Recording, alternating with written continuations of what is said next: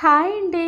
నేను మీ దానా రమేషు అంటే ఫ్రెండ్స్ ఈరోజు ఉలవపిండి లడ్డు తయారు చేసుకోబోతున్నాం. దానికోసం ఒక బౌల్తో ఉలవపిండి అయితే తీసుకున్నాను.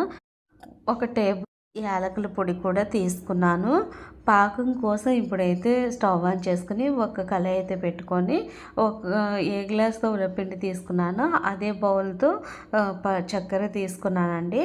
అదే బౌల్తో ఆ బౌల్తో వాటర్ కూడా యాడ్ చేసుకోవాలి. పాకం అనేది కొద్దిగా జిగురు పాకం వస్తే సరిపోతుందండి. ఇప్పుడు ఉలవపిండిని ఇందులో యాడ్ చేసుకోవాలన్నమాట. బాగా కలుపుకోవాలి. ఎందుకంటే కొద్దిగా ముద్ద కట్టాలన్నమాట. ఎందుకంటే మనం ఉండలు చుట్టుకోవాలి కదా. ఇలా అనేది ఉండలు లేకుండా చిన్న చిన్న ఉండలు లేకుండా ఇలా బాగా ప్రెస్ చేస్తూ కలుపుకోవాలి. మనకైతే లడ్డు చాలా టేస్టీగా ఉంటుందండి. ఒక 2 టేబుల్ స్పూన్ వరకు నెయ్యి అయితే యాడ్ చేసుకోండి. ఇంకా టేస్ట్ అనేది వస్తుంది. చూస్తున్నారు కదా, మనకు లడ్డూకి అయితే రెడీ అయిపోయింది. కొద్దిగా చేతికి నెయ్యి పూసుకొని లడ్డు అయితే చేసుకోండి.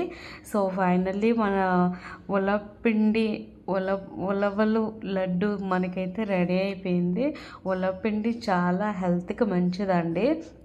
అది ఉలవపిండి తినమని, ఉలవలు తినమని చాలామంది మనకి చెప్తూ ఉంటారు.